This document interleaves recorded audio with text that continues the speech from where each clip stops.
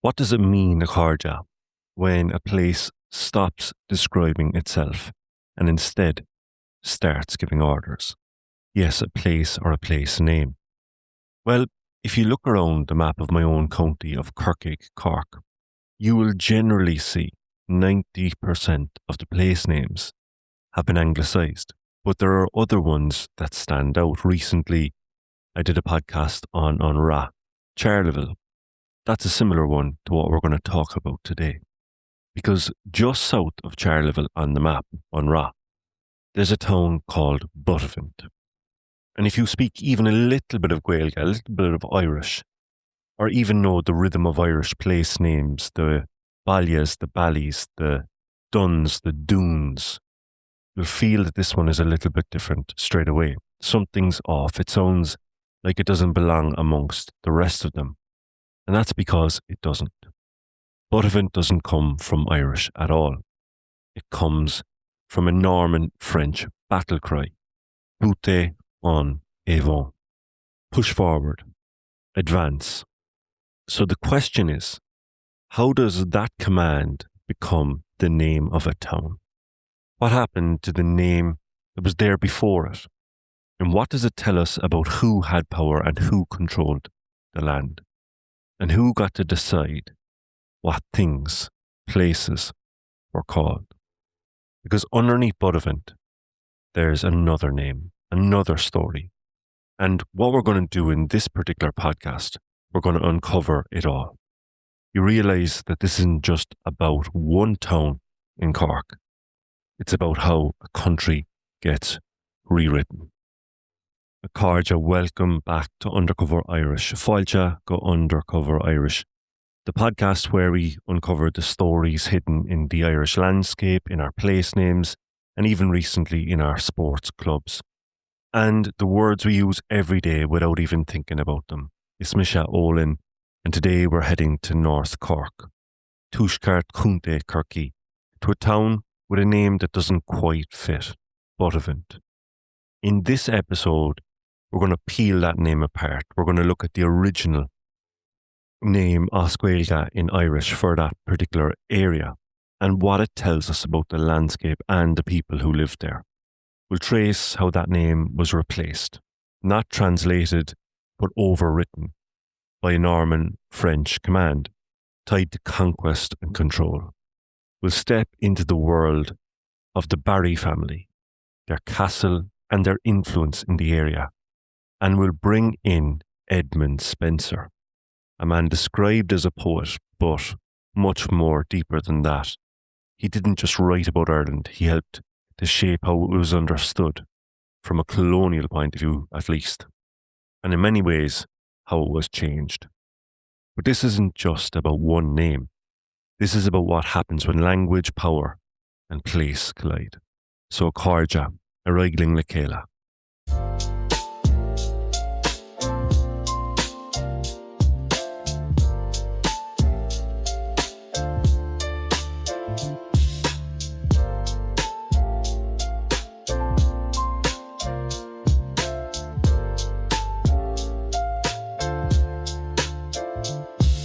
In all colonial situations, language has always a factor in the process of colonization. To set the scene, Akarja, I want to take you to a river called the Awbeg. Now think for a second just how important a river is to a town, a settlement, or a village, or even a city in the Irish context. Every single major town and settlement has a river that flows through it. It's almost like the veins carrying the blood through the land. And this particular river, the Awbeg, is critical and important and associated with Buttevant. So let's think for a second about what that actually means.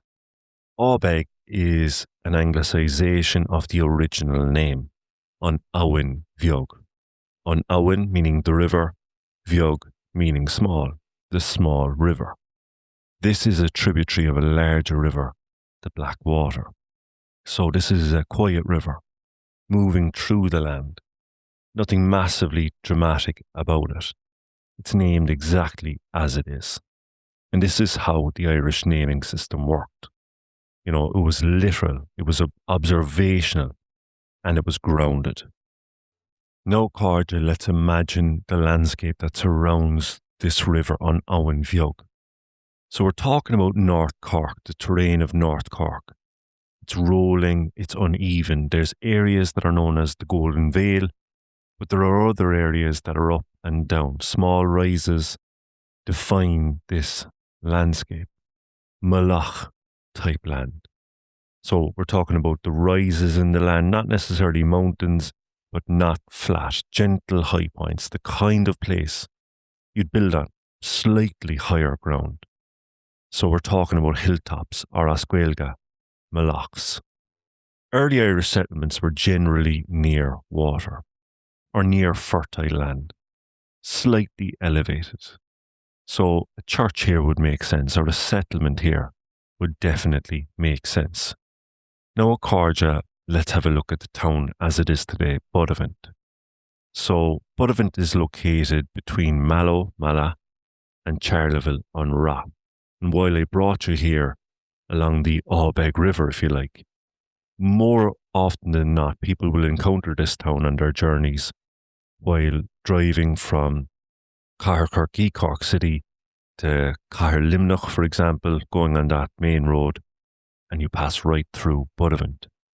And when you look at it, you see how the town is deliberately planned. Present in the town, for example, is a castle, a cashlawn. It's a prominent feature. The castle sits, even today, sitting over the top, like a stone in the landscape. Now, at Cordia, let's just consider the two names that we've looked at so far. So in terms of the river, on Owen Bheag, even in its anglicised form, the Awbeg, the river still describes itself, and the land around it still makes sense. But the town's name, if we look at it through that particular context, doesn't make sense. Something has changed. Something has altered. And there's a story behind the name. Before the town of Buttevant was conceived of, Cordia, long before the town we recognise today existed, the area was known in Irish as Kill na Mullach, Church of the Hillocks. So Kill would be a very common Irish place name. You're thinking Kilkenny, Kilcannig, for example. And Mullach is a kind of a hillock, as I described earlier.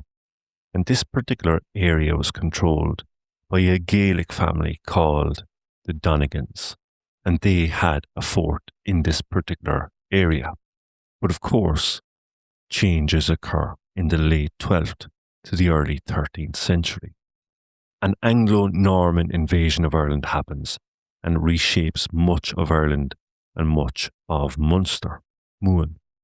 So the Norman foundations in this area come from about the 1200s. And Buttevant is a town, essentially, it's a Norman creation. This is the creation of the powerful De Barry family, a family who took the area by force around 1206. And they built a castle on top of an earlier Irish fort. So this is symbolically replacing Gaelic power. They laid out the town, interestingly, in a kind of a planned grid. So this is very linked with what's called a Bastide town in France. So we see this ideology or this idea, this architecture spreading from France into Ireland, a planned grid town. And even the name Buttevant comes from a Norman French phrase meaning advance stronghold, and other explanations have linked it to the motto on the Barry family crest, or the Smith-Barry family crest, subsequently push forward, Buttevant en avant. Now the Normans quickly set about fortifying their particular new belonging, their new asset, if you like. And by the 1200s, Buttevant had a market charter. It had a Franciscan friary, which dates to the 1251 roughly, and an Augustine abbey nearby at Ballybeg. You can see that just south of the town. So this wasn't just a military base, it was a planned economic and religious centre. And Buttevant becomes one of the very few walled towns in North Cork. So town walls were built and improved in the 1300s, crucially with royal funding from English kings. Gates, towers, defensive structures, they all kind of enclosed this settlement. Now, this tells you something important. This was valuable enough to defend, to invest in and to defend. But it was also exposed. So this is in an area where the ongoing colonisation, of course, is being resisted. And the town suffered attacks from Gaelic Irish families like the O'Briens, the O'Briens and the McCartys, the McCarthy's, and later suffered damage during the Desmond rebellions of the 16th century. So the Dasunic, we've discussed them on The Truth About Munster. So the Barrys used religion to cement their control. You know, the Franciscan friary, that became their burial place. And it sat right down in the centre of the town, portraying a kind of a power. Later, during the 1600 wars, the friary was burned and even used in the turmoil of the Confederate Wars as well. And so, Cordia, let's reflect for 1 second. One name, Cill na Mullach. It tells you what's there, a church or a holy place on the hilltops, on the Mullachs. It comes from the land and from the people living in it. And it tells us what they saw every day. It doesn't necessarily claim anything. It doesn't impose anything. It describes. The other Buttevant, push forward. It doesn't describe the land at all. It doesn't tell you what's there, but it does tell you something. It tells you what to do. One grows out of the place, the other is placed onto it. One belongs to the landscape, the other belongs to power and describes power. And that is a difference that matters. Because this isn't just a different name, it's a different way of seeing the land and the landscape. In one system, the land shapes the language. In the other, language reshapes the land. And once that shift happens, everything else follows. The colonizer always, in all situations, suppresses the language or the language that was colonized and elevates their own language. Now, up to this point, Cordia, you've heard a voice running through this story, talking about language and power, and what happens when one replaces the other. That voice belongs to Ngũgĩ wa Thiong'o, a Kenyan writer and one of the most important thinkers and theorists on language and colonization. He grew up under British rule, went to a colonial education system, and later made a decision that defined his work, to stop writing in English, but to return to his own language, Gikuyu. Because for him, language isn't just a way of speaking, it's a way of seeing the world. And in his work, he comes back to the same idea again, and again. Irish is Irish ella. Colonization doesn't just take the land, it takes the language. Now the question is, why is this relevant to this particular episode? Well, in a broad general sense, it's relevant because of the colonization process and indeed the attack on language. But in the next clip, it's going to introduce another person to this story. And this person, as it turns out, has an awful lot to do with this particular episode. When Ireland was first conquered by the English, when they tried to settle there, for many years they could not conquer the Irish. They could not conquer the Irish. Then in 1585, a well-known English poet called Spenser, he's a contemporary of Shakespeare, wrote a book called A View of Ireland at the Present Time. And this book, quite quick, is a conversation between a visiting English lord from London and an English settler in Ireland. And what are they discussing? Why have we not been able to conquer the Irish? how can we do it? And they come up with two things. One, names. If we can destroy their naming system, how they name themselves, that'll be one way, okay? But the other way is language, okay? If you can suppress their language and their naming system, they'll soon forget who they are. Okay. Now, the person he's talking about there, Edmund Spenser, this man is an English poet. He's best known for a work called The Fairy Queen. But here in Ireland, he was something else as well. He was part of the colonial project. He came to Ireland in the late 1500s, and he worked under English administration. And he was granted or given land that had been taken during the Munster plantations.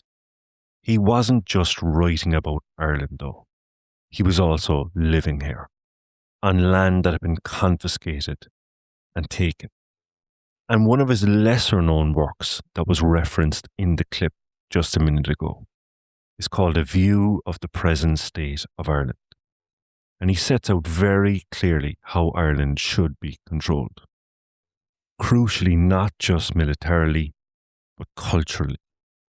He argues that Irish customs should be replaced, Irish laws should be replaced, and crucially, the Irish language itself must be suppressed.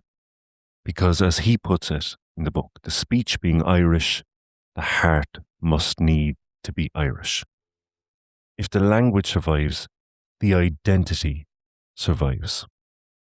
Now, it's worth reflecting on that particular book that's mentioned in the clip.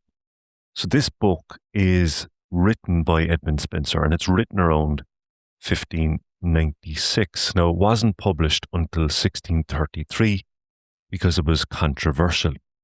And it's a dialogue between two characters. That's how he forms the book. One character represents his own voice, his own views.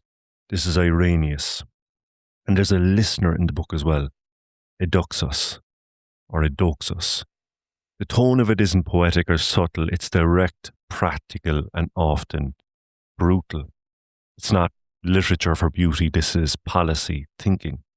Now, what is Spenser trying to do in this book? As laid out, the question that he's facing is, why hasn't Ireland become fully English? And more importantly, how do we make it English?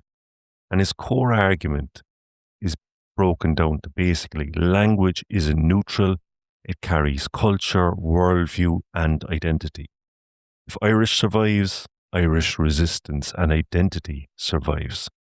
Now, this isn't new to listeners of this podcast. Way back in the very first episode, I discussed the idea of linguistic relativism, which is this idea. So therefore, in Spenser's eyes, the language must be replaced and the naming system.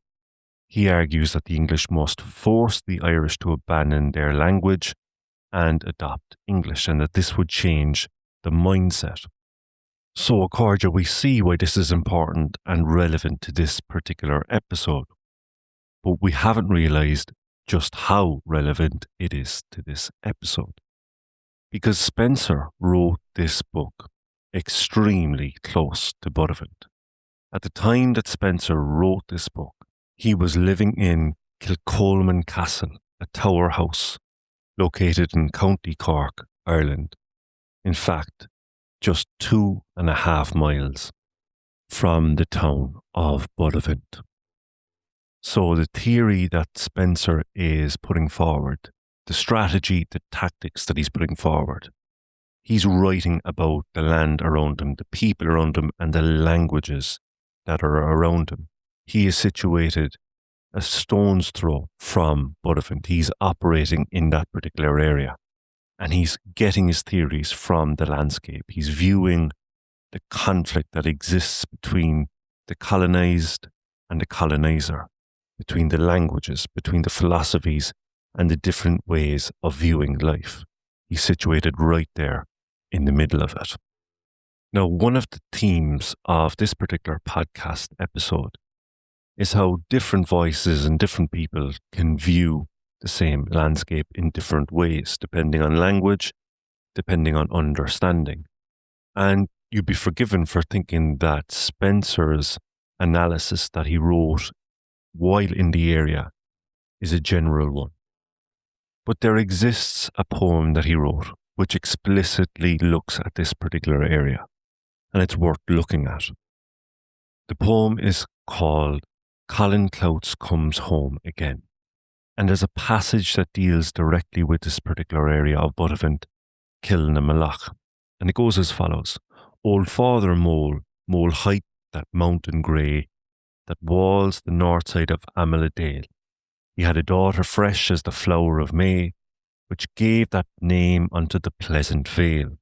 Mulla, the daughter of old Mole so hight, the nymph which of that water course has charge, that springing out of Mole doth run down right to Buttevant, where spreading forth at large it giveth name unto the ancient city, which Kil na Mullach clept of its old, whose ragged ruins breed great ruth and pity to travellers which it from far behold.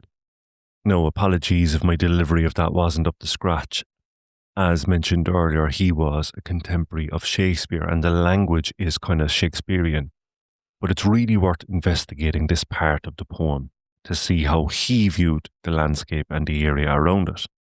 He talks of Old Father Mole. Old Father Mole is the name that Spenser gave to a mountain. It's understood that this is Spenser's poetic name, or his name for the Ballyhowrah Mountains, just north of the Awbeg Valley. Now, why this matters is he's taking a real landscape in Kirkig and giving it a completely new literary identity. This is effectively Spenser doing what he discussed in the book, destroying the native naming system and replacing it with a colonial one. And he's personifying the mountains as an old father figure. He also talks about the walls, the north side of Dale. So, in plain meaning, this mountain forms the northern wall or boundary of the valley. The local link here, of course, is the valley is the area around the Awbeg. And Mullach is Spenser's poetic landscape, not the ordinary local naming system. And this matters because he's mapping the real terrain accurately enough, but he's doing it through his own vocabulary. Now, he describes the following. The quote is, he's talking about the mountain, he had a daughter fresh as the flower of May. In straightforward meaning, the mountain is imagined as having a daughter youthful and beautiful. And what he's doing here, he's turning geography into family mythology. The land stops being just a land, and for him, it's poetic. It's classical. The next quote is, which gave that name unto Pleasant Vale. So the daughter now is giving the name to the valley. This is the literary act of naming. Spenser is not using the existing Irish explanation, the original Irish name. He's providing his own, and it's Mullach, the daughter of old Mole. This is the daughter called Mullach. Now, this is Spenser trying to rename the Awbeg River the Owen Bheag. Think back to the start of the podcast on Owen Bheag. This is Spenser doing exactly what he theorized in his book. He is omitting and deleting the original name of the Owen, of the river, and naming it Mullach. Spenser replaces the descriptive Irish name with something mythological and classical, and something which has no connection to the landscape here. There's another quote, the nymph which of that water course has charge. So, in plain meaning, Mullach, this is a nymph who rules or watches over the river. This is not translation, it's cultural reframing. Then there's a section that says that springing out of Mole doth run right down. So this river rises in the mountain and flows down from it, straightforward enough. This matches the geography fairly well. You know, the Awbeg, the Owen Bheag rises in the Ballyhowrah area and runs down through North Cork. So Spenser gets the landscape right physically, but he's completely reimagining it in terms of naming it. Now, there's a crucial kind of section here in this poem in terms of how it relates to this podcast. The quote is, to Buttevant, where spreading forth at large. So the river flows to Buttevant.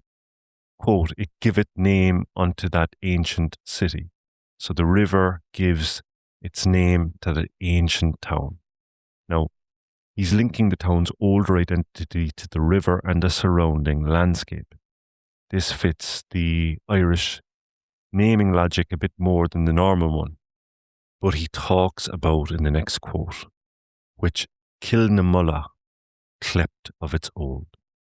So here he acknowledges that in this area there was a settlement or a description of Mullach, as we'd say in Irish.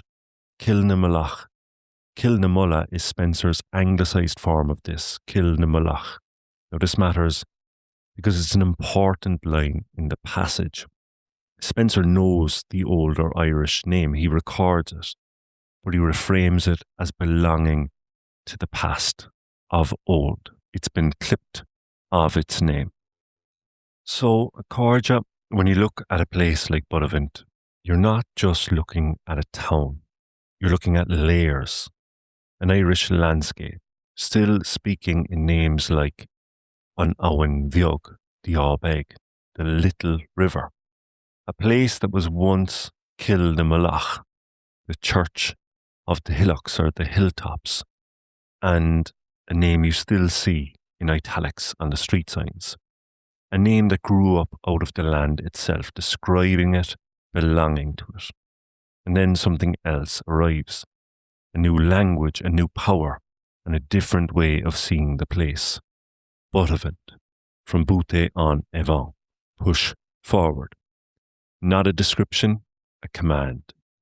You see it in the castle, in the planned town, in the barries and the world that they built here.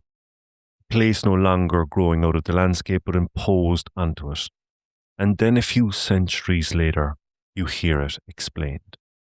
You hear it explained by Edmund Spenser, living just down the road from this exact place, writing its old name, Mullach, down, and placing it firmly in the past, clept of its old. He shows us how he is part of this change happening. He's part of the theory behind it.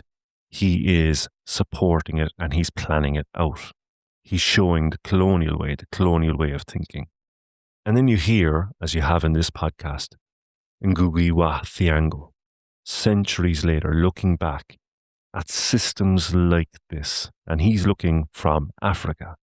He's looking at systems like this all over the world and explaining exactly what Edmund Spenser is doing, that the colonizer suppresses the language of the colonized and elevates their own. Spenser lives inside that system. Ngũgĩ wa Thiong'o explains it. And here, in Buttevant, you can see both of them at once. One is writing the change as it happens, he's manifesting it. The other is showing us what it means and how it was done. And maybe the most striking thing is it never went away, because that same phrase, Boutez en avant, obviously stays on in terms of the town. It's still there, but it's also carved elsewhere, on the gates of Fota Island Resort. Centuries later, if you drive in there, on the pillars written Boutez en avant. So Buttevant isn't just a name, it's a record of how a place was taken, reshaped and renamed. And one way of seeing the world replaces another, or pushes one aside, at the very least. But underneath it all, the older name is still there. Not just sitting in italics on a road sign, but accurately describing and conveying the landscape around it and the history around it.